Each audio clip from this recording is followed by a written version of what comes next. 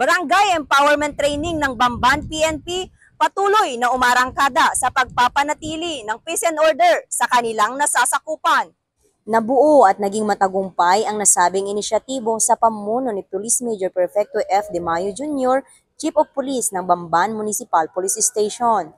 Personal na binibisita ni Police Major De Mayo ang iba't ibang barangay upang makipag-ugnayan sa mga mamamayan at magbigay kaalaman sa mga opisyales, BPATs at tanod patungkol sa katarungang pambarangay. Mga seminars at training na ginagawa po natin na kung saan nung unang-una pong pag-upo ng inyong abang lingkod ay naggawa po siya o nag-establish na ng barangayanihan o tinatawag na Barangay Empowerment Seminar Training. Partikular, ang tinuturuan po dito ay mga barangay tanod po natin.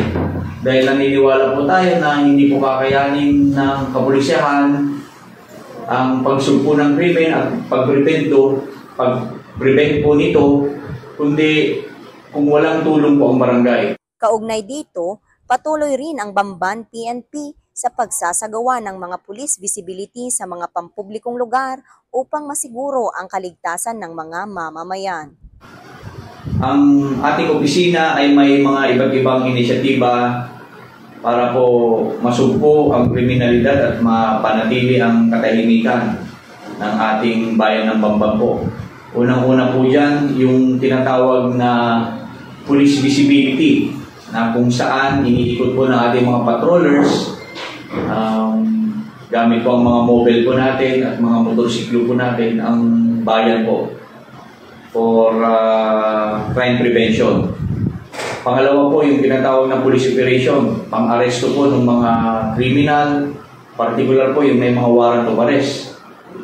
Pag-establish po ng mga checkpoints na kung saan masuri pong tinitignan yung mga sasakyan at mga motor na dumadaan po sa kalsada po natin for crime prevention po ulit ito.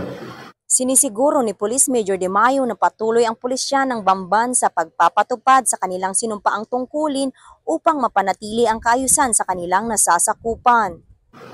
Sa mga kababayan po natin, makakaasa po kayo na ang kapulisyahan ay nandito lang po. Gagawin po natin ang trabaho ng pulis, ang mandato po natin ng pulis na to maintain peace and order, prevent crimes, and find solution sa mga crime incidents po natin.